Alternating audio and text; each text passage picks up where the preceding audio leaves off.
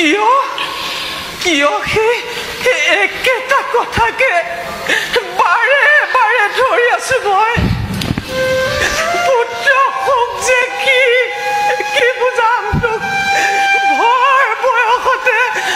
এটা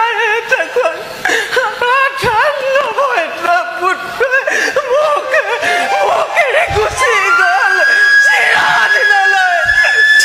সিহঁতে মোৰে বুকুখন খুৱাই আছিল আজি মোৰ বুকু উদং হৈ গ'ল মোৰ কথা শুন পুত্ৰ এই যুদ্ধ তই পৰিহাৰ কৰ এই যুদ্ধ তই পৰিহাৰ হে জননী পৰিহাৰ কৰিলে সমৰ মৃত্যুপুৰীৰ পৰা আহিবনে ঘূৰি মোৰ মৃত ভাতৃসকল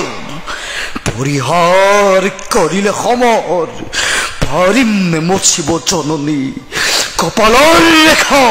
বিধাতাই লেখা সেই বিধাত সেই বুলি পুত্ৰ আপোন ঘৰত জ্বলিলে যে ভীষণ অগ্নি তাক আৰু তই দুগুণে জ্বলিবলৈ নিদিবি পুত্ৰ তাক আৰু তই দুগুণে জ্বলিবলৈ নিদিবি পুত্ৰ যি অগ্নি দহন কৰিলে মোৰ ভাতা স্নেহৰ যি অগ্নিয়ে দহন কৰিলে মোৰ আত্মীয় স্বজন এই অগ্নি জলক জননী হয় যদি তক্ত হওক শিৰহত মোৰ নতুবা নিজেই জ্বলি পুৰি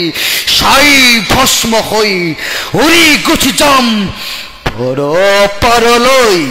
মাতৃৰ আজ্ঞা লংঘন নকৰিবি পুত্ৰ সন্তানক অপৰাধী নকৰিব মাতা জানো মই বেদবাণীৰ তোমাৰ আদেশ কিন্তু কি কৰিম মেলি দিল তৰি মোৰ মহাজলধি নাহে ঘূৰি নোৱাৰো ঘূৰাব জয়ত্বপি নেপাওঁ মাতা তাৰ লক্ষ্যতে